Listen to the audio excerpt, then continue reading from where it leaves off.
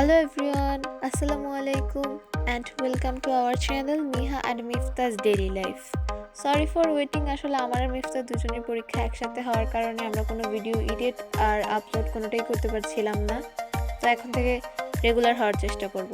মিফতার last পরীক্ষা শিল্পকলার দিনের কিছু ভিডিও আজকে আপলোড করছি।